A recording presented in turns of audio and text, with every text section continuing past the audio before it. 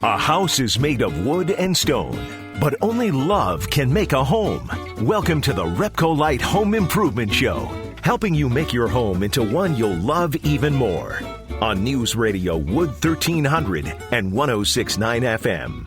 Well, good morning, everybody. Happy Saturday. Hailey, happy Saturday. Happy Saturday, Dan. Are you all ready for Thanksgiving coming up next week? Yeah. I don't have to do all that much. Yeah. I'm not hosting it, but I like to make my own, mini Thanksgiving. I have a lot of fun. Yes.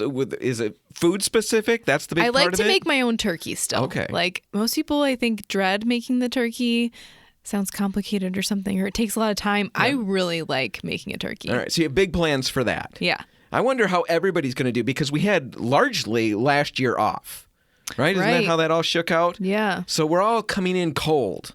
It's true. Right. So we are going to help any of you who are a little nervous. You know, you've got the butterflies in your stomach as you're heading into the big day, because we've got to deal with people we haven't seen now. A lot of pressure. Right, for ages. And who knows how it's going to go. Well, you put together some tips, Holiday Survival Guide tips for hosts and guests. We're going to get to that in a little bit and help you through it. But right now, we wanted to jump right in to that. I think it's a pretty standard tradition around here. It's pretty much around the country. Favorite. The Wishbone tradition, right? Yes. And I always participate in this. I always figure out a way. Hold on. Pause. Okay. You always participate in this. Yes. I don't want you to breeze past that, because I let you say that to me multiple times in pitching this topic, talking about the wishbone and where it came from. And finally, I clued into the fact that you always participate. There is one wishbone. 2 people get to play this game. Hailey, always. How do you pull that off? Because not everyone cares about it as much as I do. Okay. I'm the one that brings it up. Who wants to do the wishbone with me? Well, she's already No one's going to fight me. I mean... I think that's hilarious. I picture you elbowing your way past the small children and the elderly to get to the wishbone. If there was a kid, I would obviously go against them. All right. Exactly. So the wishbone tradition. We all know about what that is, but since you're an expert, Hailey, sketch out, what it is now. Okay, well, you take the furcula, which is what it's really called. The furcula. That's fun to say. It's the flight stabilizing bone in a bird. Yeah. Any bird. Without that, they can't even fly, right? Right. It hangs off of them like a necktie. Yeah. And it's very fashionable. Yeah. Right? That's what we're breaking. And so that started, and we 2 people grab it typically, snap it. Each one side. The person that gets the bigger half after it's broken, they're the lucky ones. They get to make a wish. They get to make a wish. And Hailey, do you win every year? No. Okay, so at least you don't win every year. Yeah. All right, you get to play every year. I play you fair. You don't always win. But let's talk about where that came from. And you pitched this idea, and at first I thought, another one of Hailey's topics. No, I didn't.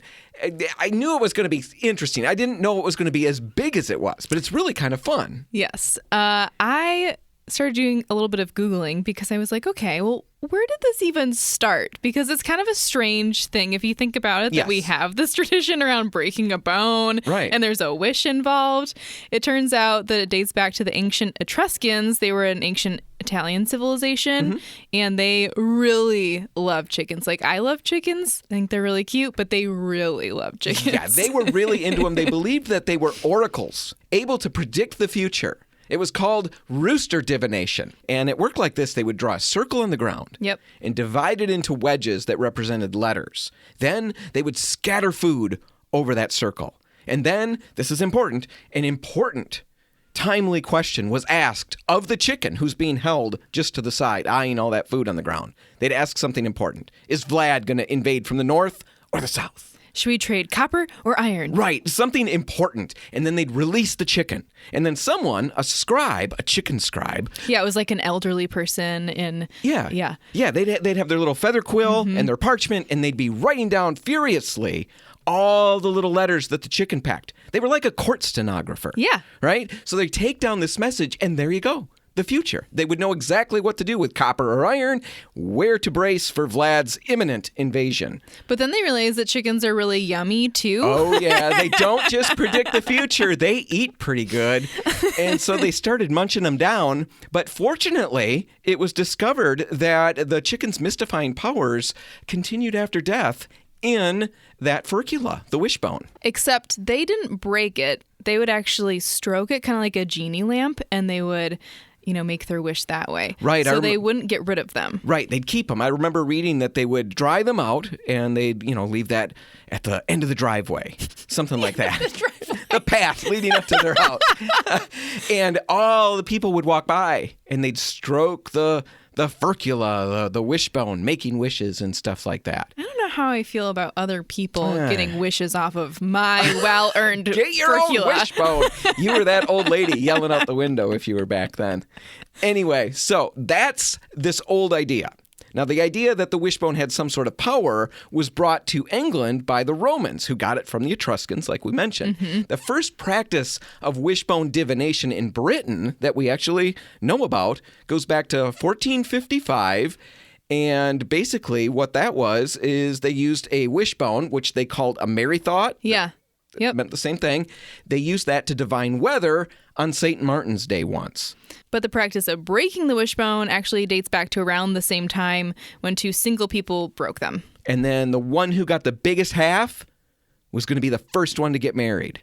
Was that really? Yeah, that's what it was. Whoa. Yeah.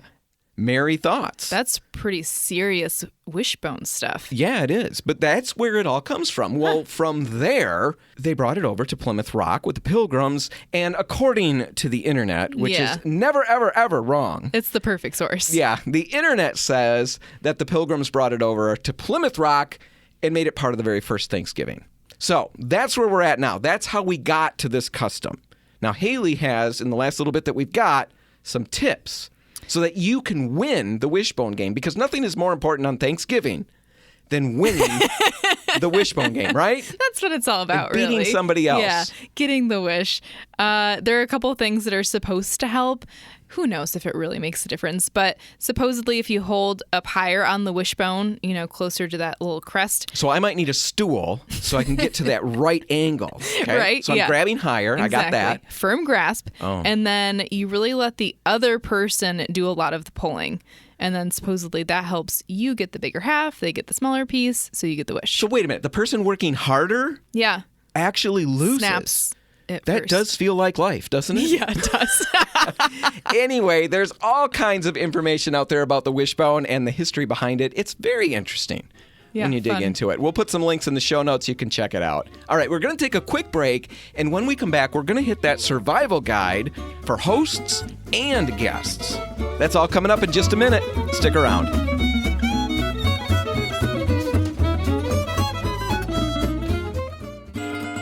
Helping you turn your house into your dream home. This is the RepcoLite Home Improvement Show, presented by Benjamin Moore on News Radio Wood 1300 and 106.9 FM. And we're back. And Hailey, you've been drinking pop and mentioned You that had to do that.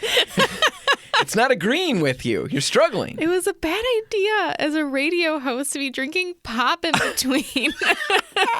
I think that's funny. So if you hear a lot of gurgling and guzzling and weird other Burps. sounds, that's just... I'm a quiet burper, though. Okay. They're never loud. I actually can't produce a loud burp. Well, that's something we all wanted to know. Well, that's number one on your list of holiday survival tips, right? Burp control. Burp control. No, we probably won't be hitting that. You do have a list, though, I do. of survival tips, and I think this is really fun and potentially funny. I don't know all of these. I'm going to kind of just learn about them as everybody at home is learning about them, and I will interact on behalf of the people, right? It's kind of you. Yeah. Right. I am going to jump in, challenge, You're the representative. question. Yeah, exactly. But yeah, the whole idea is what? What is your idea with this segment? To survive the holidays. Okay. As a host and as a guest. You've as got a two host different... first. All right, let's see what you got. Plan ahead. I mean, that one seems very obvious. We always say that we're going to plan way ahead, buy every, thing we need for the meal way ahead, buy all the presents for Christmas way ahead. But every year, I ultimately am down to the wire. All right. Oh, no, I think that's a really good one. Now, I know everybody needs to understand that we're not just talking about Thanksgiving in this instance. I think all these things can probably apply to both holidays. Or any holiday. Right. So planning ahead could be talking about Christmas, presents, things like that. Wrapping the presents as you get them. That's, I think, really... It's a huge stress. I know a lot of people that talk about wrapping presents till 2 or 3 in the morning. Right. It's always the day before. You always get the presents and they sit there and now you're wrapping up to the wire. And I wrap and number and record on a spreadsheet. So I know. You do. It helps. No, okay. So planning ahead. That makes sense. What else you got for the host? For the host, I think... investing in the right kitchen tools can be really helpful. So having an Instapot or Instant Pot. Do you have one of those? I do. Do you use it a lot? I don't use it a lot, but I think it could be really helpful for Thanksgiving. My mom, 2 years in a row now, has made her Thanksgiving turkey in an Instapot. Is it dangerous for somebody like me? It's a pressure cooker, right? It's a pressure cooker. Oh, you really thinking about that one? As long as you follow the directions, it's fine. Okay. So I'm going to pass on the Instapot. But there are other things I can get, right? Well, you really like the turkey pans, right? The ones the roaster pan? Yeah, roaster the roaster. Ovens? Yeah, I think those speed it up, too. Yeah, I mean, those you are have great. options. Okay, so I'll do that because it's old school and I get it. Yeah, but the point is you're saving time, right? These things don't have to take forever anymore. We have the technology. Might as well use it. The other one is delegating, because I think I really struggle with this. So probably other people do too, is you take on all of the responsibility and you need control over the various things. And so you take on too much and then you get stressed out for no reason. You're doing it to yourself. Okay. So you would give some of this stuff off to other people. You have to choose the right person. Okay. Because not everyone's going to do it the way you would want it So what done. kind of things are you handing off? Meal prep? Food prep? Are you talking about? Meal prep. Even setting the table. I mean, there are just a lot of little tasks that have to be done, and you can give those to other people. I see. I'm surprised that you have trouble delegating. You came here, took this position, and you seem to have had no trouble delegating. Oh, I see. I'll get a list of what I'm doing from time to time, and you seem to delegate. What that means is that I trust you. Yeah, you're good at the political end of things too. All right. So it's a positive. It's a positive. All right. So I'm going to delegate, but I've got to pick the right people. That I can see is important. Exactly. What other things as a host? Paper plates or plastic plates that you can reuse. But I think the point is saving on dishes. You don't have to have like your actual dish sets out. Isn't that really crazy cheap though? I mean, aren't you telling your guests that you just don't care enough about them? And no, I think it's extremely practical. People are going to be like, wow. There's no cleanup after this. That is true. Brilliant. I do. That is something else where you've got cleaning up for my 5 kids when we get done with a meal is bad enough. And then you've got like extended family over. Oh my goodness. That's like a whole 2 hours in the kitchen afterwards when you're supposed to be hanging out with your family. I mean, maybe that's an excuse for you to be away from people, but I don't know. Is it technically wrong to wash, rinse the paper plates and use them again? For the paper dessert. Plates? Yes, to save money and to be diligent. Yes. No way. You get the ones with the wax coating. Okay. That's not. The kids say that's too cheap. And I think can't that's do pushing a level of. Okay, so you're agreeing with my children. Mm-hmm. Yep. All right, so we'll just agree to disagree. Okay. All right. There are cute paper plates, though. I think if you really plan this one ahead, you can still get something that doesn't feel like you put no effort in. All right. We're about halfway through the segment. Do you have any other for the host? Yes. I think this is a really important one. Get people outside. I think everyone inside, especially when there's kids, it can get really hectic. Mm-hmm. If you steer people outside with an activity, it helps a lot. So, you can even invest in like renting a propane heater if you're worried about people being comfortable out there. Now, get some hand warmers. You did that for your open housewarming. house, your housewarming, yes. Yeah. And that was really cool. I think it helps a lot. And it gives people something to do other than watch TV. Make them together. You know? I think that's a great idea. I love the idea because a lot of us, we're not used to having that many people in the house. Yes. I know my parents aren't when all the grandkids are there. It gets loud, hot. Yeah. Last year, I think what we ended up doing was getting together at a place where we could go walking. Yeah, that's perfect. It was great. Burned off a lot of energy. Anything else for the hosts? In the same vein, There are a couple games that I saw that would be fun for kids during the fall. You can get the little tiny pumpkins, put some X's and O's on them, and set up a giant tic-tac-toe board outside. Okay. That could be a quiet, fun game. And then also, this is really old school, but it's underrated, burlap sack race. Oh, man, I would have so many broken bones. You've seen me try to walk somewhere. How fun is that, though? You know you would do it. I know. Yes, I definitely would participate. I'd probably hurt a child in the contest. Not on purpose, but it would just be, that competitive edge. All right, so guests. Yes, as a guest. What do you have for us? The number one thing I think is have an exit strategy. We all do better if we know when we're going to leave. If it's open-ended and we don't know when the end is, sometimes it can get really difficult. We stay past our own limit. We start getting grumpy, tired. You're driving home tired. Well, you're even having that awkward conversation. Can we go home now? Right. No, you can't say that in front of people. Right. Right? Exactly. So if we establish a time for leaving, I can give it my best until that point. Yeah. And we've eliminated all that ugly conversation that could happen. You can endure anything if you know it's going to end. Right. I'm enduring this segment just fine. So the other one is bring your own Tupperware.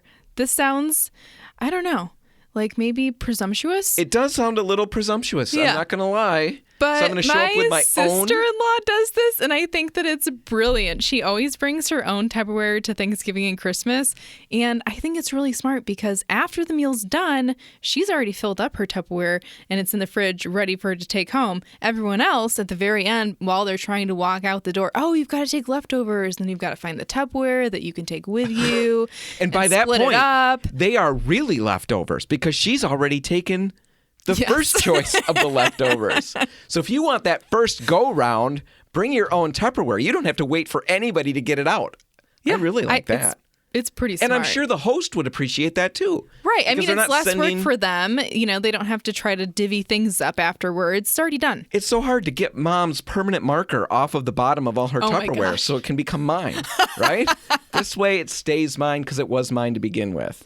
Anything else for the guest? Yes. I think this one really depends on the crowd, but I think playing an innocent prank can actually really help the holiday. Oh, really?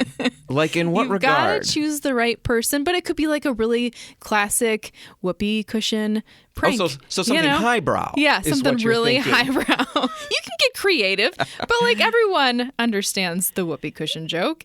And it's simple. It's fun. If you do it right, then everyone gets a kick out of it. It's a story for years. All right. And you've really entertained everyone. At someone else's expense. Well, thanks for classing up the show, making everybody's Thanksgiving absolutely a 5-star experience. And now with cell phones, I mean, you can get sound effects involved. All right. Well, I never have thought of that. That is something I never would have thought of. Okay, so one last one that I really like is if you're not a people person, be the photographer. Now, you're really looking at me on this one. Are you suggesting that I'm not a people person? No, except I know that you're not. All right, so I need to get a camera. I think this is really helpful because you're still involved, right? You're interacting with people, but you're at a distance, and everyone appreciates that role because now there's evidence of the holiday. We get to cherish these pictures, and I don't know, it's just a way to interact at a distance, and everyone appreciates it. Yeah, I like that. We've got other things on your list. We'll throw the whole list in the show notes so everybody can check it out. Do you think? Yeah, definitely. All right, we're going to take a break, and when we come back, it's our classic, every year we do this, holiday gift recommendations from the RepcoLite Home Improvement Show. They're the best. It's going to be really good. Everybody lives for this, and that's coming up just ahead. Stick around.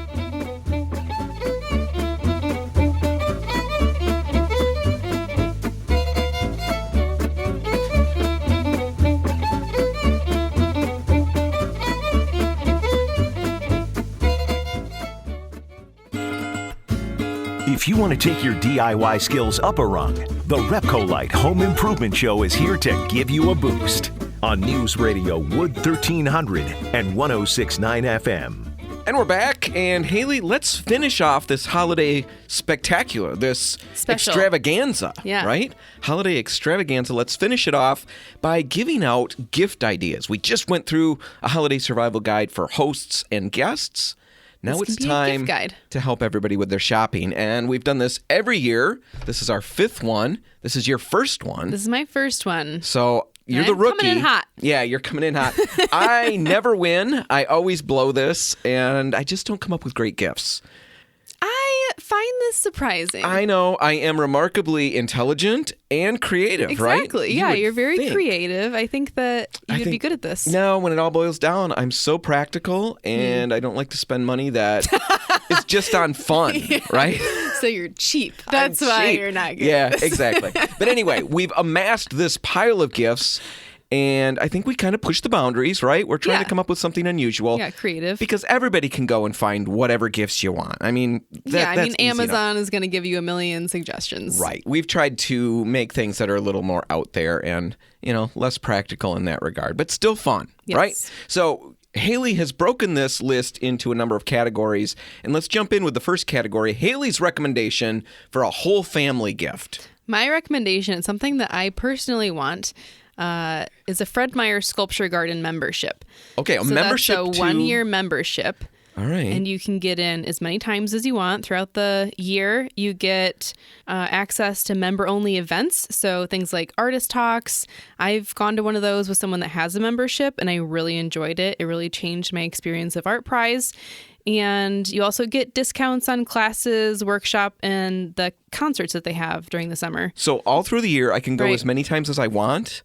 As many times as you want. And you get 10% off of the gift shop as well. All right. So it's a family membership? Yes. You can get multiple types of memberships, but there's a family membership that includes 2 adults and kids under the age of 18. It's $90, which is a hot deal. Do you know what it costs to go through just if you stop by? I think it's around $30. All right. Like 20. So that is a really good deal. Something around there. Yeah. All right. And then for an extra $30, you can add on essentially guest passes. That's so kids really could cool. bring a friend even. Is it something that I order? How do I go online and order this? Do I get something to give? I think so. They have a button on their website that says it's a gift membership. All right. Well, that's very cool. All right. So you do well with that one. I don't know how many points you amass. Okay. It's going to be less than mine, but still you did good for your first try. Let's hear it. My whole family experience or recommendation is an experience. It's a home theater experience. That is a good one. I always thought home theater was beyond my, fiscal reach. Well, there are a lot of inexpensive options. Well, that's the thing that I finally clued into. I always wanted a home theater. I love the idea of having a room that was specifically a theater room and all these fun things. Yeah. And a great big expensive nice projector and all the great surround sound. Get a popcorn machine. Right. All of that is what I had in my head. And practically speaking, I still would boil it down and think I can't afford, I know I'm not going to have the popcorn machine. Sure. I know I'm not going to have the whole specific room.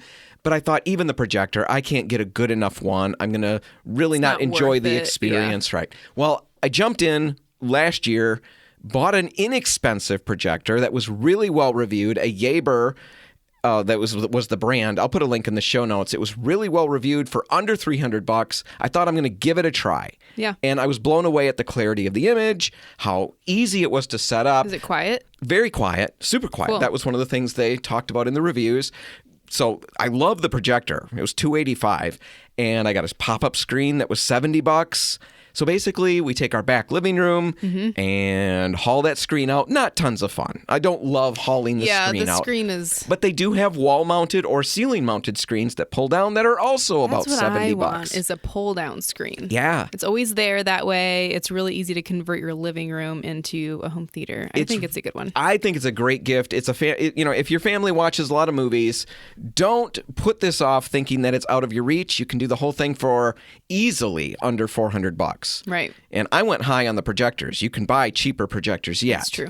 So that's my recommendation for a whole family gift. All right. Now Points to Dan, plenty of them. Now let's move on to... Mine was not enough. Yours was plenty. I gotta win. What's your recommendation for kids? I'm going to do teens. Yeah, you're doing kids. I would say we're looking at around 5 years old. So I have a nephew that's really into dinosaurs this year. Yep. I think every kid goes through a dinosaur phase for the most part. Mm-hmm. So hopefully this is helpful to other people. But I like to create worlds with my gifts for kids. Like God? That's what it sounds like. Of course. No, just like multiple aspects to the gift, so it feels like you're creating a pretend environment for them. All right. Okay. And for him, the way I'm doing that is getting him like a dinosaur safari kind of kit. So it comes with a backpack. He gets binoculars, magnifying glass, a compass. There's like a flashlight, a watch. It's a whole thing. Sure. And it's all dinosaur themed. That's cool. And then he also will get excavation eggs. They're like dinosaur eggs that are hardened. I think they're like sand. Are these part of the same kit? No, this is separate. Yeah, I should say that. So that exploration kit is around $20. Okay. And then these eggs are around, I would say, $17. There are different types of kits. Some are really big eggs that you can get. Others are a bunch of smaller eggs. So what is it? It's an egg that you said an excavation kit. Yeah, you get little tools. So you've got to chip away at the egg, and then it reveals a dinosaur inside. So it's like archaeology. Yeah, exactly. So you're like a little Indiana Jones. Yeah. Without the danger. Right. I'd probably be helping he's my really kids gonna do have that. fun. That seems like it would be fun. You get a little brush so you can... Yes. Oh. You do. That's super fun. All right, so that's about $30-$40 for the whole thing. And that puts that together. Okay, my present for the teens, I am going to recommend something called a Mysterious Package. All right? It's from the Mysterious Package Company. Okay. And what it is, we have not done this yet. I've got one on order, and the kids know about it. A mysterious package. It's a mysterious package. It's basically... It's kind of like a game that comes to you in the mail. And the concept is you get 3 different packages, 2 different packages, 1 different package. Do they depending space on, them out? Well, yeah, it depends on what kit you buy, what experience you buy. Some of them just have one mailing that comes to you. Some of them, the bigger ones, have multiple mailings. That's fun. And they space them out, from what I understand, and they come in an uncooperative crate. So I'm assuming... Uncooperative crate. So we're going to get a crate... And we're going to have to find our way to open it, okay?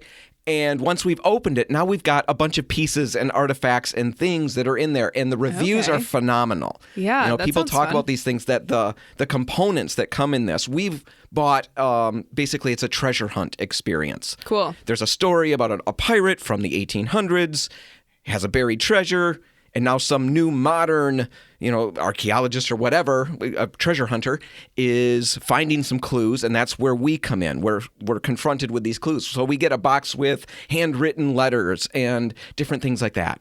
So we have to crack open the crate. You're creating a world, too. We are. We crack open the crate, try to solve this part of the mystery, and then wait for the next crate to arrive. It's not inexpensive, but you can get cheap starter ones. Mm-hmm. Like I said, the reviews are great. It's incredibly unique. We have done a bunch of games as a family that are kind of similar to this.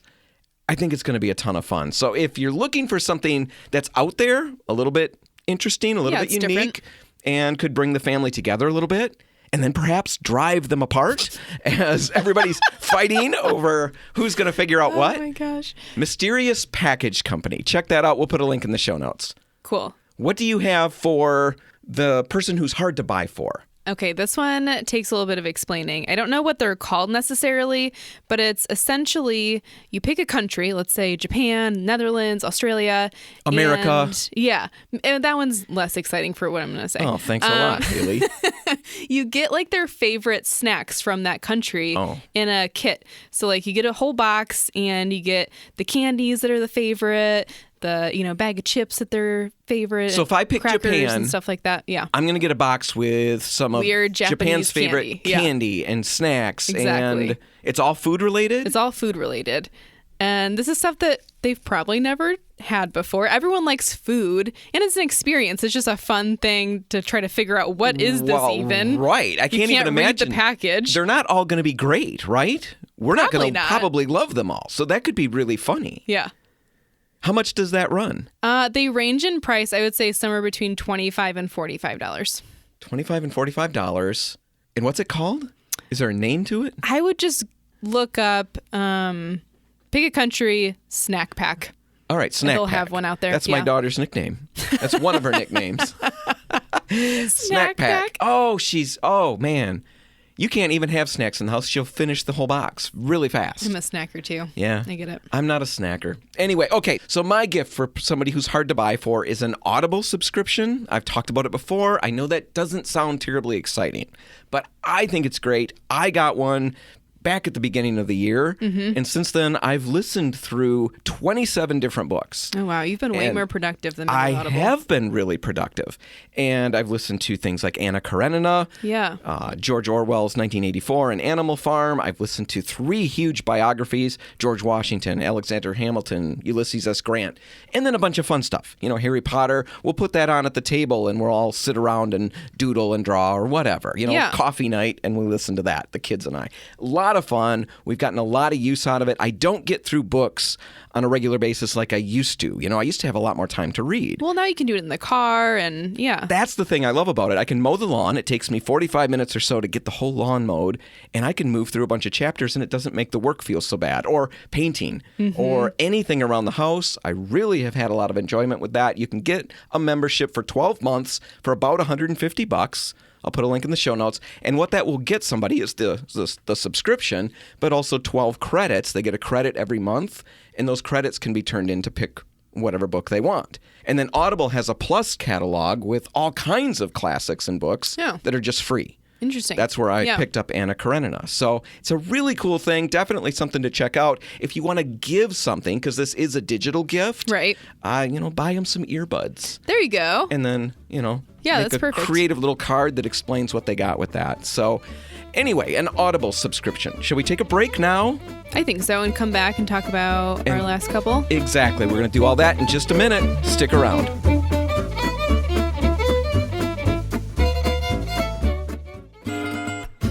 If you want to take your DIY skills up a rung, the RepcoLite Home Improvement Show is here to give you a boost on News Radio Wood 1300 and 106.9 FM. And we're back, and we're working our way through our list of gift recommendations for the year. The 5th annual RepcoLite Home Improvement Show gift recommendation extravaganza. Guide. Yeah.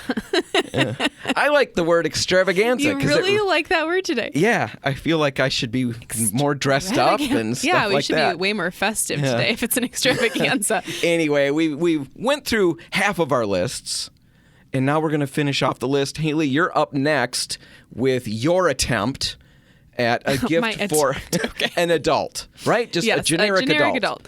Whatever that means. Yeah. Some bland, boring person. What would you buy that person?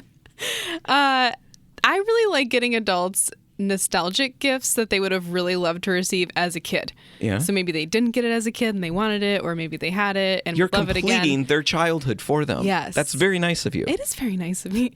So I think most of us know someone that wanted or had a Red Ryder BB gun as a kid. The shoot your eye out gun? Yes, exactly. Okay. And they would probably love it just as much as an adult. They're still fun. I can definitely imagine that. That's really cool. I had a similar gun. Yeah. And I almost did shoot my eye out. No, you did Mom not. doesn't know about this. So if she's listening, she's finding out for the first time. But yeah, little Danny sitting on the yard. I had a great big plastic soldier that I shot. Uh-huh.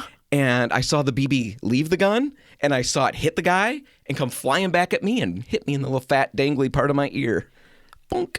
Yeah. You really did almost shoot your eye out. I really did. Ran around in circles on the yard thinking I'm going to be in so much trouble. I pierced my ear. Yeah. That's a good one. I like that. My gift for a generic adult, and I don't even have any idea how to give this gift. Mm-hmm. This is a problematic gift. Okay. It's good, but man, you're going to have to really negotiate this path. A membership to the gym. Oh, yeah. It's like buying someone soap. Well, it's like telling somebody, I find you offensive. Exactly. You're just not what I want, so why don't you go to the gym and improve yourself? Maybe this is something you give yourself. Yeah, I think that's a good idea. I have joked. I don't know how to explain this. I've thought about it a lot without...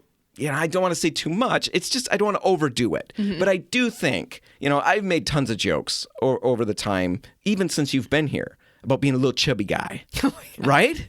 Right? I have. You do make those jokes. You're not, though. Well, I've gone to the gym, and I don't do crazy amounts of work at the gym. Just a little bit of weightlifting and basically 15 minutes, 20 minutes, a half hour, a couple times a week. Yeah. I haven't gone full in. But I've seen changes And I've really been pleased with that. And I can't explain enough how much that's mattered to somebody who is as superficial and self-focused as I am. Well, it just makes you feel better, too. It increases happiness. And that's what I'm trying to make a joke.